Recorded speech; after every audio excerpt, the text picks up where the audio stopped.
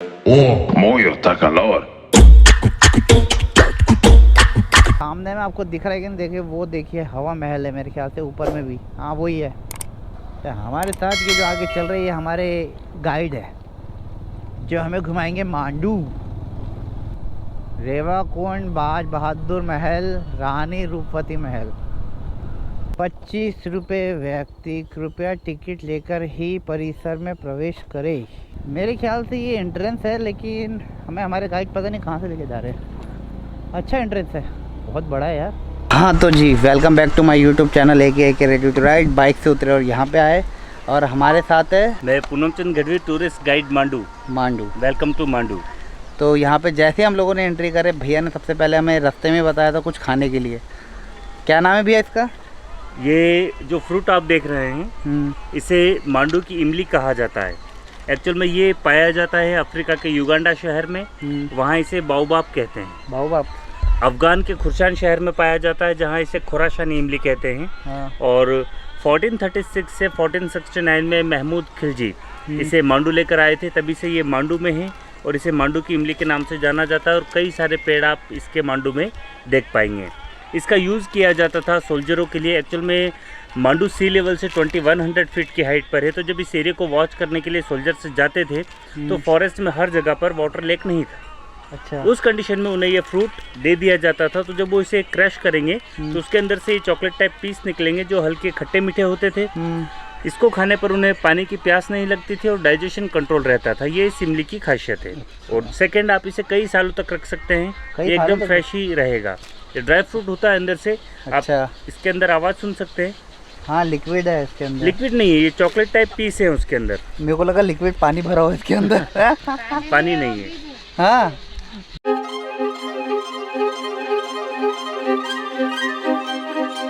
उस समय में चढ़ते कहते थे भैया, सीढ़ियाँ इतनी बारीक थी। ये सब बात का है, रिनोवेशन। नील देख के आना, आजा। आप देखिए, मैं आपको एक्सप्लेन करता हूँ सारा। बिल्डिंगों का विजिट तो हम लोग करेंगे ही, लेकिन पहले हम मांडू को जानते हैं। मांडू का 1400 सालों का इतिहास है। इन 1400 सालों के इतिहास में जो यहाँ पर शासन काल रहा वो इस प्रकार रहा, जैसे स्टार्ट में परमार, गौरी, खिलजी, मुगल, मराठा सभी ने शासन किया। तो उन्होंने उनके टाइम में मांडू को अलग अलग नाम भी दिए, जैसे Mandu, Mandavgarh, Mandapa Durg, Mandapanchal, Mandapagiri, Mandana, Shadiabad, city of joy, आनंद की नगरी, ये मांडू के नाम रहे हैं। ASI अकॉर्डिंग 36 किलोमीटर का मांडू फोर्ट है, जिसे बिल्ड करना स्टार्ट किया होशिंग शाह गोरी ने 1405 में। 1436 से 1469 तक महमूद खिलजी ने मांडू फोर्ट को कम्प्लीटली बिल्ड किया। 1564 में अटैक होता है मुगल का। अकबर का भाई आदम खान और उनका सेनापति मोहम्मद मुल्ला पीर 1,25,000 सैनिकों के साथ गोला बारूद असले से लेस मुगल बटालियन सहारनपुर से एंट्री करती है। वहीं युद्ध होता है। वहां बाज बहादुर अपने हारने की कंडीशन को भांपकर भाग जाते हैं मेवाड़ की ओर। तो 1564 से 1704 तक कंटिन्यू मुगल थे। 1704 में औरंगजेब के सिपाही सलाहकार शाह बुदाक खां, जो बर्रार में नियुक्त थे, वहां पर नीम जी सिंधिया अटैक करते हैं। सिंधिया बर्रार को जीतते हैं। फिर सिंधिया, होलकर, पवार, गायकवाड़ मिक्स होकर मुगलों को हराते हैं और जीतने के बाद एरिया को डिवाइड किया जाता है। तो सिंधियाओं को दिया जाता है ग्वालियर स्टेट, आज भी उनके हैंडओवर है। होलकरों को इंदौर, पवारों को मांडू और धार और गायकवाड़ों को गुजरात बड़ौदा। ये फर्स्ट टैंक जहाँ 65,000 लीटर वाटर स्टोर होगा। ओवरफ्लो होने पर नेक्स्ट टैंक। तो नेक्स्ट टैंक के वाटर का यूज हॉर्स ड्रिंकिंग के लिए, फर्स्ट टैंक के वाटर का यूज सोल्जर ड्रिंकिंग के लिए। ये रूट है रूपमती के एंट्री और एग्जिट का, ये वाला। हाँ जी, नर्मदा जी के दर्शन के लिए आती थी।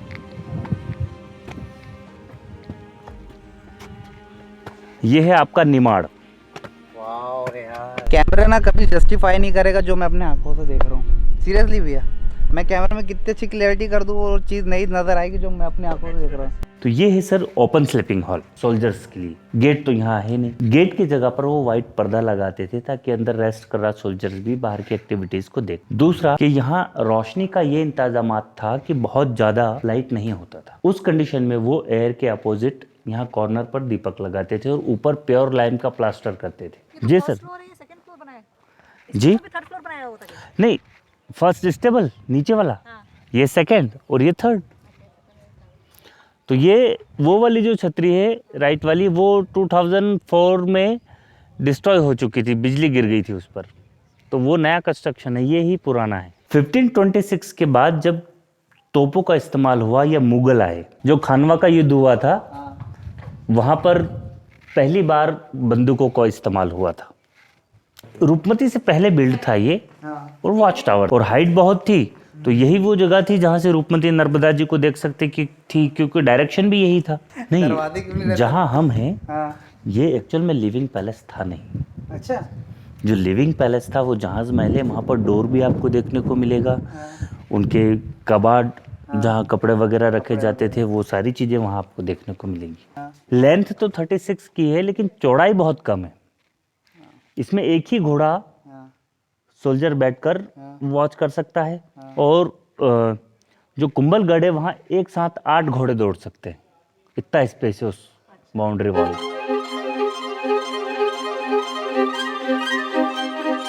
तो वहाँ से रूपमती से निकले और बाज बहादुर पे आ गए हम लोग। तो हम पहुँच गए बाज बहादुर। अच्छा हो गया भाई कि अपन लोग इससे आए बाइक से। तो रूपमती और बाज बहादुर की कहानी जो है यहाँ से शुरू होती है। बाज बहादुर यहाँ रहते थे और रूपमती वहाँ से ऊपर से वॉच टावर। तो जो भी अब आगे की बात आगे भैया बताएंगे हमें। तो रूपमती गर्मियों के दिनों में यहीं नर्मदा जी के दर्शन करती थी। एक्चुअल में जैसे भी अपनी चर्चा चल रही थी कि नर्मदा परिक्रमावासी हैं, हाँ। तो अगर वो यहाँ ना आए तो उनकी परिक्रमा पूर्ण नहीं मानी जाती। तो उनको आना ही पड़ता है यहाँ पे, आना ही पड़ता है, क्योंकि अदर जगह पर रिवर है और यहाँ माँ रेवा साक्षात प्रकट हुई थी, तो इनका महत्व ज़्यादा है। वो स्टेबल है। और ये जो आर्चनुमा वॉल आप देख रहे हैं, ये पूरा राउंड करके वहाँ कनेक्ट था पूरा। अच्छा, ये टूट हाँ जी, गया है। ये एंट्री गेट हुआ करता था फ्रंट से, जहाँ से हम लोग आए वहाँ काफ़ी बड़ा आर्च और स्पेस था। तो ये जो रेवा कुंड है, और इस साइड पर टिकट काउंटर के पीछे एक बावड़ी है, अंडर वाटर चैनल कनेक्टेड है। तो वाटर को लिफ्ट करते थे पर्शियन व्हील के थ्रू, वो जिसमें चैन होती थी, उसके सेंटर पर डब्बा या बाल्टी होता था जो राउंड करके वाटर को कलेक्ट करेगा और ऊपर ड्रॉप करेगा। तो वॉल के ऊपर वाटर चैनल है, जिससे पानी छत से घूमता हुआ आसानी से अंदर वाले टैंक तक जाता था। बाज बहादुर पैलेस है, नसरुद्दीन शाह खिलजी ने 1508 से 1534 में इसे बिल्ड किया था।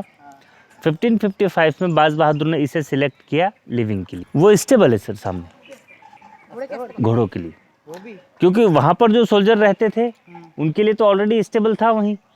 यहाँ के सोल्जर जो थे उनके लिए जो घोड़े होते थे वो वहाँ रहते थे। इंसान से ज़्यादा घोड़े की कद्र थी उस जमाने में। हाँ, उस समय नस्लें भी बहुत लंबी लंबी चलती थी घोड़ों की, और इंडिया के घोड़े थे नहीं।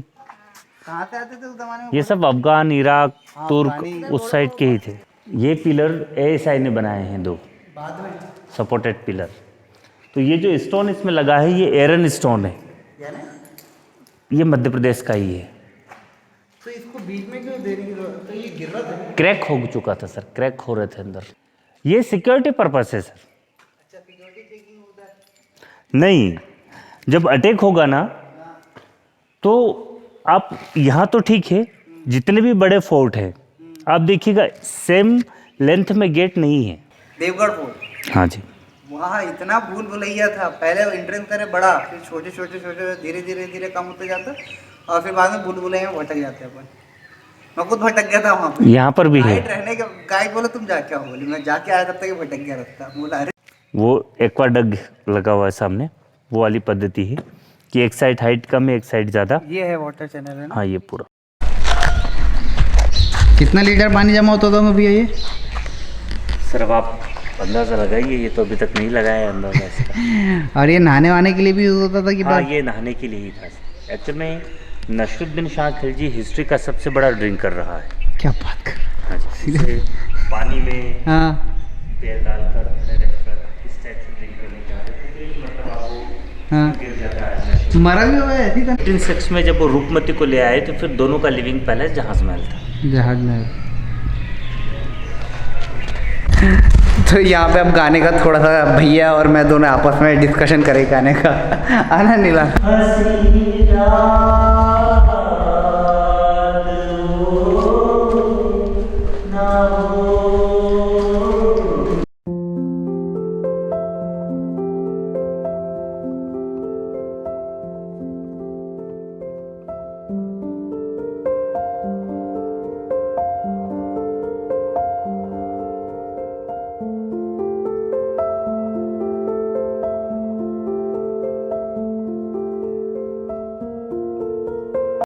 तो हाँ, मैं अभी बाज बहादुर पैलेस के अंदर में। और अभी आपको हम दिखाते हैं हम कहाँ पे थे इसके पहले। हाँ, वो है रूपमती पवेलियन। तो पहले वहाँ थे, फिर वहाँ से हम लोग यहाँ पे आए। और यहाँ के कुछ सिनेमैटिक शॉट्स वगैरह देखिए आप जब तक के।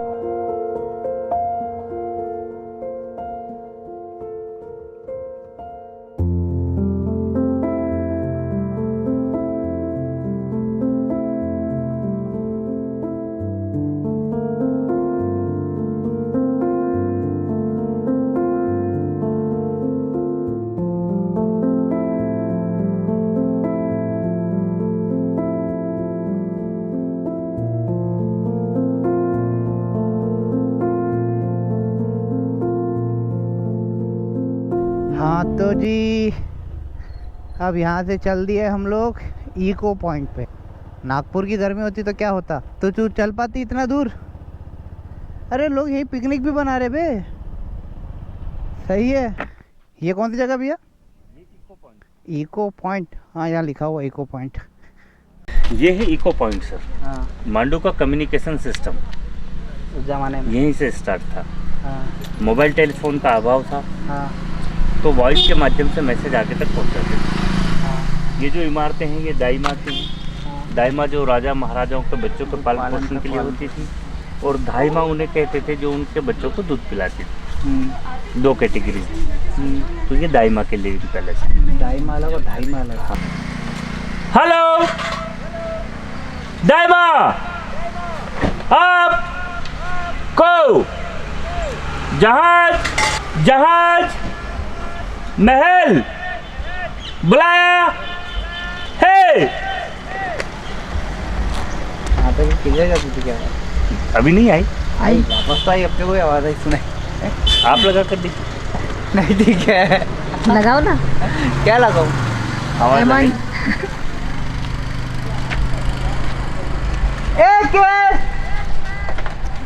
गई आगे रेडी टू राइड। नहीं, बस काफी है। सही है, जारी यही को हो रहा है।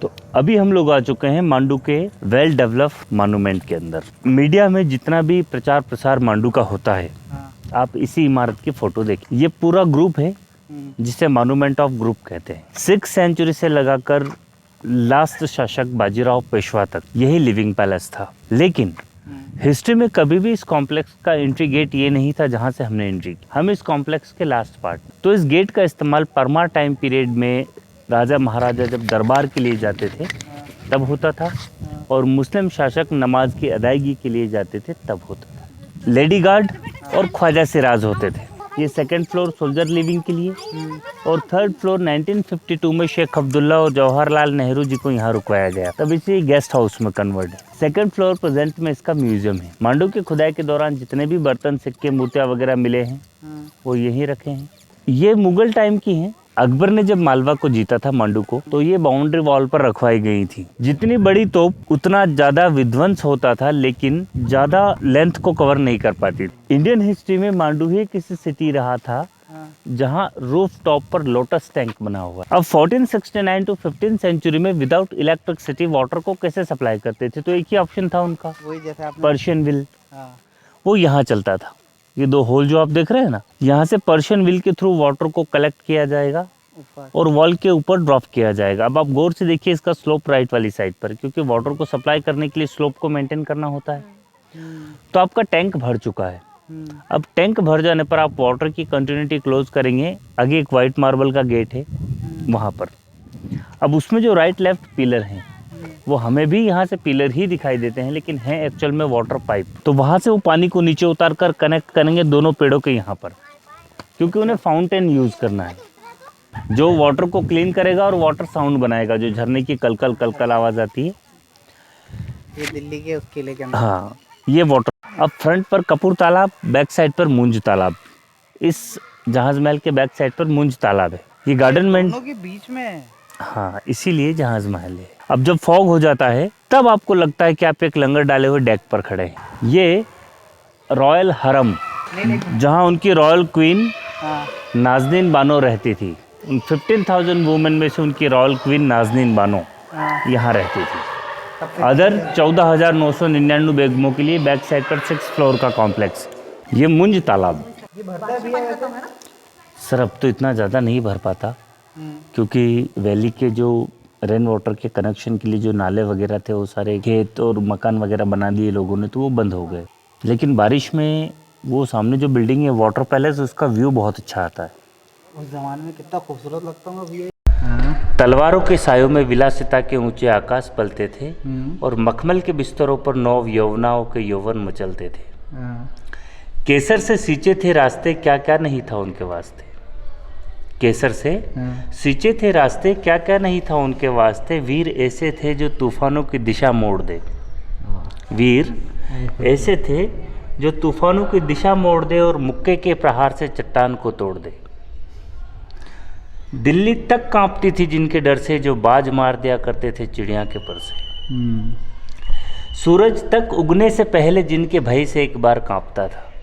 सूरज तक उगने से पहले जिनके भय से एक बार कांपता था। चंद्रमा धूजते हुए सारी रात नापता था। ऐसे सुल्तानों की समृद्धि की बराबरी कौन करे। ऐसे सुल्तानों की समृद्धि की बराबरी कौन करे। आदमी एक और दो दो मकबरे। बात तो सही है भैया। है जी। फिर उन्होंने लिखा कि हिमालय से ऊंचे थे जिन महलों के सीने। हिमालय से ऊंचे थे जिन महलों के सीने। चमगादड़ें उड़ेगी वहाँ कभी सोचा था किसी ने। बहुत डीप बात है भैया ये भी। आज वही कंडीशन है। और सच है यार। मैंने सुना भी है कि मांडू की जो पॉपुलेशन थी एक ज़माने 9 लाख रुपए 9,32,000 थी तब। दिल्ली की पॉपुलेशन 6 लाख थी। पॉपुलेशन 6 लाख के ज़माने में। जी बिल्कुल सही सुना। काम नहीं था लोगों के पास। 17वीं और 18वीं शताब्दी के बीच में 3 बीमारियों का बहुत प्रकोप हुआ। चेचक, हैजा और काला बुखार। सर वैसे तो ये परमार डायनेस्टी का ही है, लेकिन गयासुद्दीन के समय इस कॉम्प्लेक्स को बहुत ज़्यादा मेंटेन और डेवलप किया गया। कुछ चेंजेस भी किए गए आर्किटेक्चर्स में। जैसे ये जो आर्च बनाने का जो सिस्टम था, ये इंडिया में गौरी और खिलजी ही लेकर आए थे। इसके पहले परमार शासकों को आर्च बनाना नहीं आता था। हाँ ये तो खैर ठीक। हाँ ये भी कह सकता है क्योंकि इसमें जो सेंटर लॉक लगा हुआ है की स्टोन, ये अफगानी आर्च है।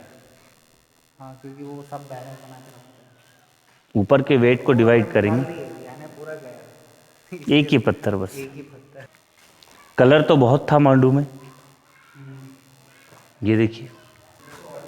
और ऊपर लोटस के शेप में। ये किसके लिए? टॉर्टॉइस का जो शेप है ये महिलाओं के लिए होता है और लोटस पुरुषों के लिए। तो ये नीचे उनका चेंजिंग रूम, ऊपर पुरुषों का चेंजिंग रूम।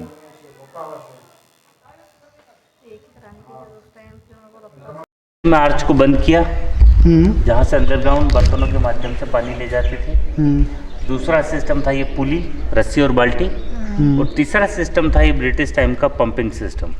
वो वाला। तो पुली के थ्रू वो पानी को खींचते थे और वहीं ड्रॉप करते थे। वहाँ से वो पानी टैंक तक आएगा। टैंक ओवरफ्लो होने पर पानी आएगा इस मेन चैनल पर। ये वाले। बिल्डिंग कंस्ट्रक्शन का जो मटेरियल होता था उसमें लाइम होगा, गुड़ का पानी, बेलपत्र जो हम शिवजी पर चढ़ाते हैं उसका जो फ्रूट होता है बिल्ला, बेल, मूंग दाल, उड़द दाल, चना दाल, सरस, गोंद, ऐसा ही पेस्ट बनेगा। इससे फिर कंस्ट्रक्शन करने पर इमारत की उम्र होगी 1000 ईयर।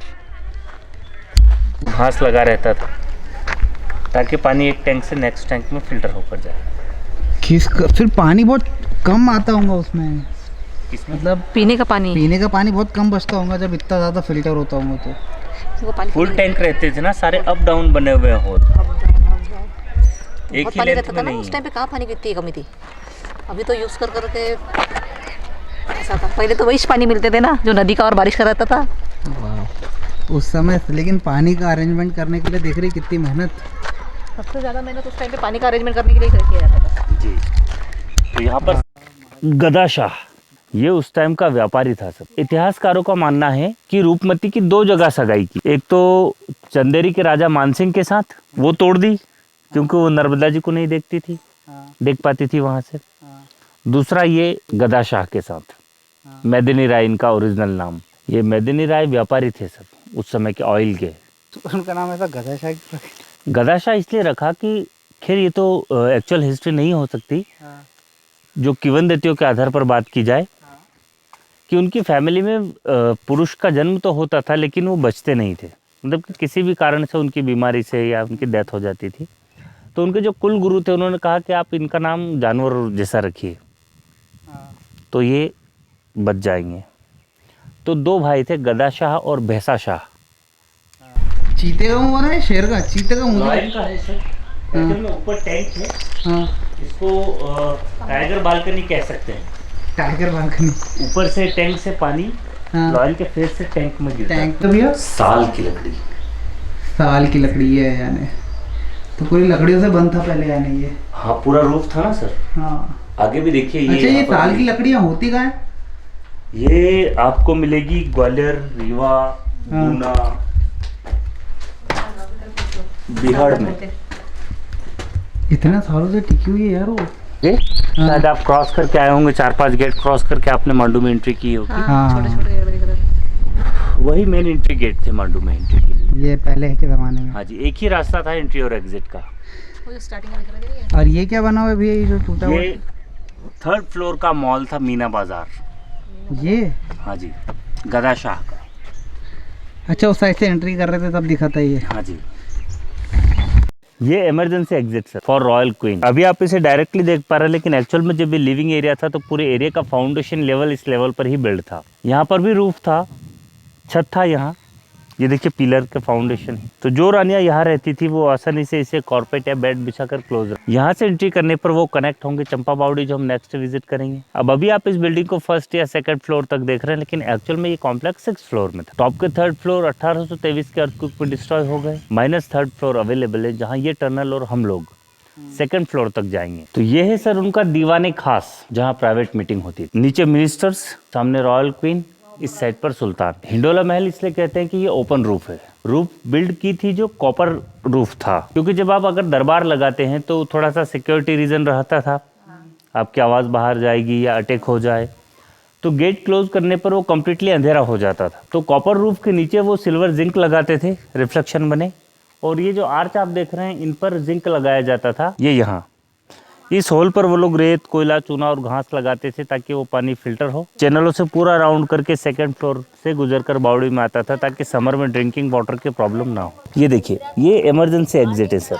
छोटे छोटे जो गेट है, इन्हें इस टाइप से डिजाइन किया है कि जो गेट ईस्ट से वेस्ट जाते हैं वो 2nd फ्लोर से कनेक्ट हैं, नॉर्थ और साउथ वाले 1st से कनेक्टेड है। वाटर का लेवल गेट के ऊपर होता था ताकि आप और हम गेट ना देख पाए। इमरजेंसी में यहाँ से जंप करके क्वीन अंडर वाटर स्विमिंग करके अगर वेस्ट वाले गेट में जाती है तो वो 2nd फ्लोर पर जाएगी। वहां से राउंड करके वो 1st फ्लोर पर आएगी, जहां उसके लिए हॉर्स व्हीकल रहेगा। लैपिस लाजुली स्टोन्स है, ये रहे स्टोन के अंश बचे हुए। हाँ, ब्लू कलर के। तो यहाँ चारकोल लगाते थे, टैंक को हाफ तक फुल करते थे। हाँ, हाफ में स्टीम होता था। हाँ, टैंक और हमाम के बीच में लाइन पाइप लगाते थे, जिससे वो स्टीम हमाम में जाएगा। हाँ। ये स्टीम एग्जिट के hole, without electricity steam bath. अच्छा, यानी आज जमाने का स्टीम भाप निकल के बाहर आती थी वहाँ से। अब जब रानी स्टीम लेती थी तब ऊपर ग्लास लगाते थे, कलरफुल बेल्जियम। अरे वो अभी भी इतना अच्छा लग रहा है। और जब स्टीम नहीं लेना और सन बाथ लेना है तो वही ग्लास हटा देते थे। हाँ। तो ये स्टार ऑफ मून के शेडो नीचे देखिए। गार्डन है, नहीं वो देख। अरे बाप रे, कितने सारे हैं। आर्किटेक्चर में होते हाँ। सब अलग अलग है। सब अलग अलग है। हाँ हाँ, देखा जाए सारे अलग। रिनोवेट कर दिया हुआ है। तो नमाज पढ़ते भी थे क्या यहाँ पे लोग? हाँ, ये उनकी रॉयल फैमिली की नमाज अदायगी के लिए। अच्छा, रॉयल फैमिली के लिए अलग से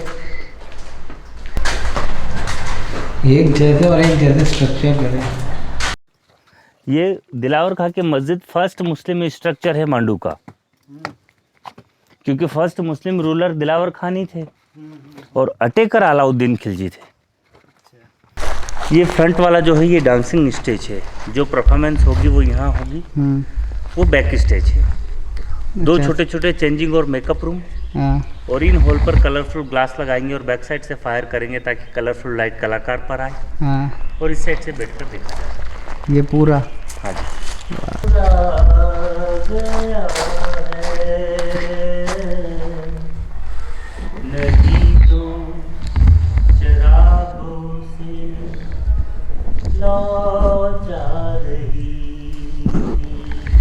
आवाज़ दे रही है भैया, सुना। तो ये उस ज़माने का क्या है, ओपन ऑडिटोरियम,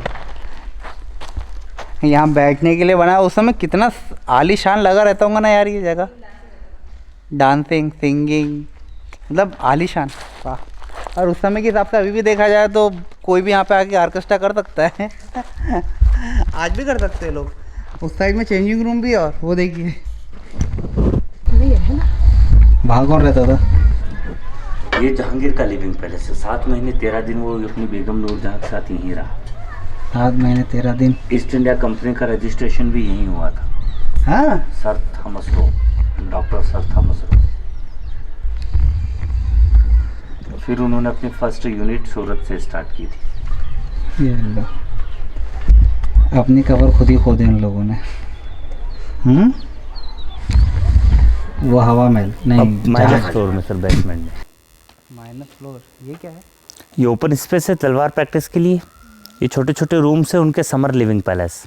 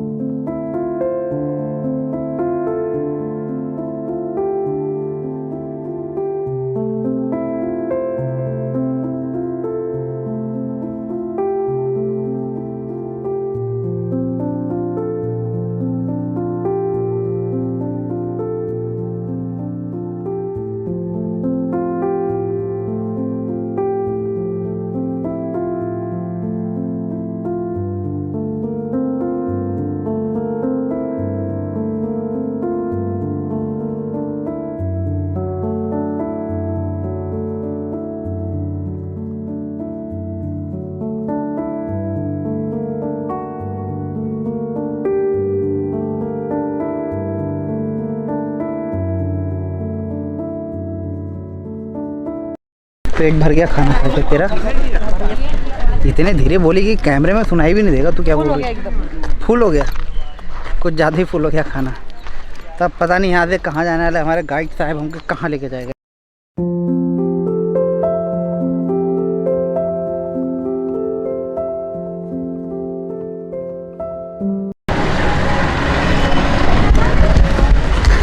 तो ये जो एंट्री में आप देख रहे हो जामा मस्जिद है, ये यहाँ की मांडू की। अब किसने बताया था, कैसे बनाया था, ये सारी चीज़ें भैया बताएंगे। वाह यार, विलेज ग्रुप। अब आप देखिए सामने जो इमारत है उसे अशरफी पैलेस कहते हैं। अशरफी जो ओल्ड टाइम में यूज़ में लिए जाते थे गोल्ड कॉइन, उन्हें कहा जाता था। 1670 में जहांगीर और नूरजहां फर्स्ट टाइम विजिट के लिए आए थे मांडू। तब इसका लेफ्ट वाला हिस्सा 3rd फ्लोर में था। तो जहांगीर ने उनके क्वीन से रिक्वेस्ट किया कि आइए हम इसके टॉप फ्लोर पर जाकर व्यू देखेंगे मांडू का, क्योंकि मांडू बारिश के दिनों में बहुत सुंदर हो जाता है। हमको भी लगता है कि वाकई में जन्नत में जन्म हुआ हमारा। मॉस्क के बाहर राइट और लेफ्ट मीनार होते हैं, डाउन साइड पर हो या टॉप पर हो। या मॉस्क से कनेक्टेड वजू होना चाहिए। ये दोनों चीज़ें यहाँ नहीं है। मस्जिद नहीं थी क्या तो पहले? एक्चुअल में ये दरबार था। हौसंग शाह गोरी ने 1405 से 1435 में इसे मॉस्क में कन्वर्ट किया। तो फाउंडेशन से अगर वो चेंज करते तो बहुत वक्त लगता। तो उन्होंने बिल्डिंग का आर्किटेक्चर चेंज किया ताकि बिल्डिंग दूर से टॉप से देखने पर मस्जिद दिखाई दी। मुस्लिम शासनकाल में मुस्लिम कम्युनिटी के लोग बहुत थे। नमाज अदायगी की प्रॉब्लम होती थी। अब ये जो नमाज यहाँ पढ़ी जाती थी वो नॉर्मल नमाज थी, जुम्मे की नमाज। ईद वगैरह होती थी तो उसके लिए, रमजान की नमाज के लिए वो अपन रूपमती गए थे ना, सामने मैंने आपको प्लेटो दिखाया था मीरा का जिरात। वहाँ पर कई लाख लोग बैठकर नमाज पढ़ सकते हैं, इतना बड़ा बना हुआ है। ये जो सिंहासन है ये मॉस्क के टाइम का है। अच्छा, ये चबूतरा दरबार के टाइम का है। वही तो क्योंकि जब सुनवाई होती थी तो आप कहीं से भी खड़े होकर आपका प्रश्न नहीं पूछ सकते। जो भी आपको आना है राजा के फ्रंट पर खड़े होकर ही बोलना है या सुनना है। बाकी ये पूरा ये देखिए, ये पूरे मिनिस्टर्स लोगों के लिए हैं, मंत्री, सेनापति, महामंत्री, सचिव, सदस्य, और ये ऊपर बालकनीज बनी हुई हैं लेडीज़ों के लिए। वहाँ से भी सुना जाता था यार। हाँ, आसानी से। अभी तो ये आवाज़ कर रहे हैं, वरना नॉर्मल अगर आप बात करेंगे तो भी लाउडली बोलेंगे तो यहाँ से मैसेज वहाँ तक आसानी से जाएगा, क्योंकि दरबार में भी आपको मैसेज बाहर तक पहुँचाना है, इलेक्ट्रिसिटी तो है नहीं, और अजान भी आपको लोगों तक पहुँचाना है, तो वो लाउडली ही होता था जो भी होता था। कलर समय के साथ, और दूसरा फिर ये केमिकल लगाने से पत्थर भी ख़राब होता जा रहा है, इसमें होल होने लगे हैं छोटे छोटे, जो मतलब फिर ज़्यादा लंबे समय तक वो पत्थर नहीं रहेगा। तो इसके ऊपर प्योर लाइम का प्लास्टर था और चूने का, और फिर उस पर कलरिंग था। ये 11वीं सेंचुरी का है, राजा भोज का, और होशंग शाह के समय इसे मॉस्क में कन्वर्ट किया था। तो राजा भोज यहाँ पे अपना वो लगाते थे पहले दरबार? हाँ, हफ्ते में, महीने में, साल में, क्योंकि ये कोई राजधानी नहीं था मांडू, राजधानी थी धार। और होशंग शाह के समय 1405 से 1435 तक मांडू राजधानी था। यही एक जगह दिखी है जहाँ पे अरबी में कुछ लिखा हुआ है, बाकी कहीं पर भी नहीं, लेकिन यहाँ पे भी हिंदू का और मुस्लिम का एक कॉम्बिनेशन है। ये एक्चुअल में सर ये सारिक इंडो इस्लामिक आर्किटेक्चर है। हाँ, हिंदू केवल इसको देखकर आप इंडियन आर्किटेक्चर नहीं कह सकते, ये तो कॉमन था। कॉमन है ये। जैसे ये तो बिल्डिंग की सुंदरता को बढ़ाने के लिए इनका इस्तेमाल किया जाता था। ये वाले, ये इंडियन में आता है। हाँ, ये वाला इंडियन में आता है। ये वाला फ्लावर भी इंडिया के अंदर है। बिल्कुल। और ये वाला देखो, जैसे घर के अंदर इंक्रीज करते नहीं नीला पर, तो ये वाले घरों के अंदर जी, हाँ, ये ये एंट्री करते तब ये वो है जो अपन आम के पत्ते वगैरह तोरण लगाते हैं ना, तोरण। हाँ, ये इंडियन वो, कल्चर हाँ में जी। आता है। और ये भी इंडियन कल्चर में आता है मेरे ख्याल से, कमल का फूल, हाँ, लोटस है ना। लोटस है ना। 4-5 ही आर्किटेक्चर थे जो हिंदू शैली को दर्शाते थे। त्रिशूल, हाथी की सूंड, कमल का फूल और कलश। बाकी ये तुर्कियों का है। हाँ जी। ये वाला जो है ना, ये तुर्कों का है। पर वो स्टोन ही अलग है ना सर, चेंज स्टोन है। देखिए आप इसमें ये जो आर्किटेक्चर है ना, ये वाला स्वागत करते हाथी की सूंड, हाँ, ये इंडियन आर्किटेक्चर है। हाँ, ये हाथी दिख रहा है। वो गूगल ट्रांसलेट भी नहीं होता सर, मैंने पूरी जान लगा दी, नहीं हुआ। नहीं हुआ, ये उस जमाने के लोग ही समझ पाएंगे। जेर जबर के साथ है, लेकिन वो ऐसा पढ़ना पड़ेगा, ऊपर से पढ़ना पड़ेगा नीचे। ऐसा तो पढ़ेगा, ऐसा कैसे पढ़ेंगे? पढ़ने वाला पढ़ लेगा, जो बहुत सीनियर है वो पढ़ लेगा, लेकिन अभी के लोग भी पढ़ पाएंगे।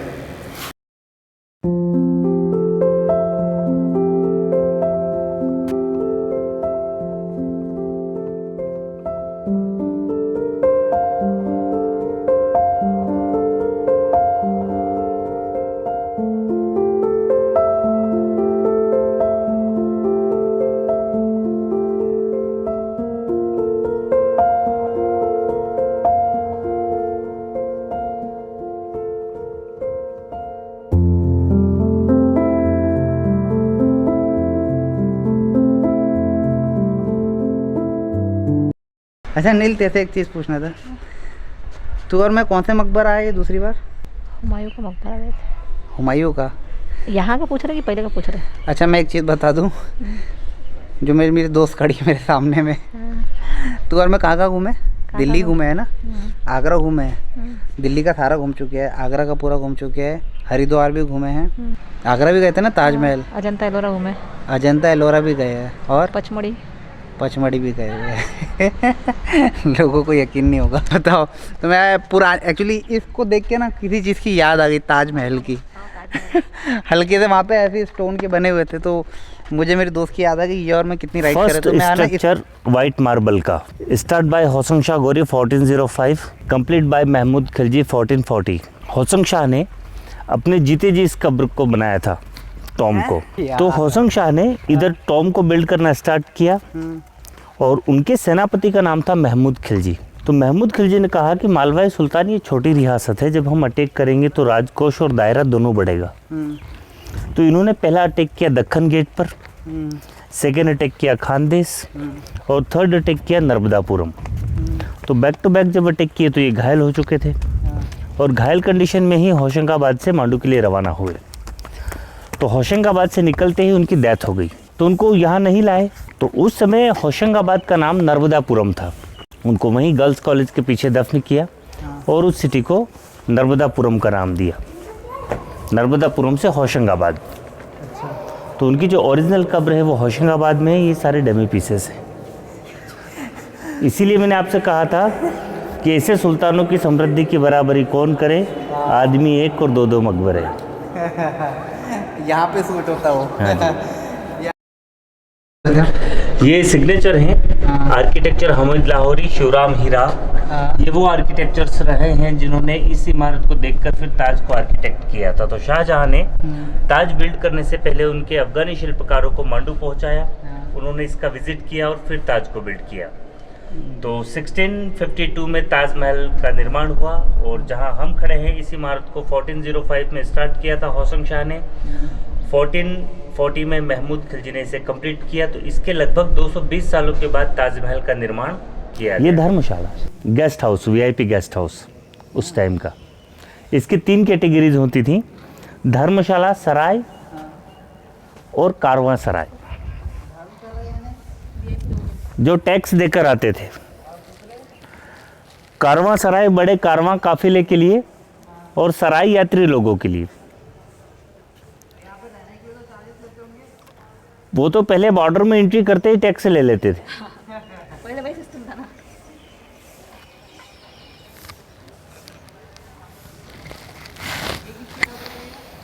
सर एक्चुअल में ये ऊपर कब्र है और नीचे से इमरजेंसी टनल है। कद्दू काटने वाला काम।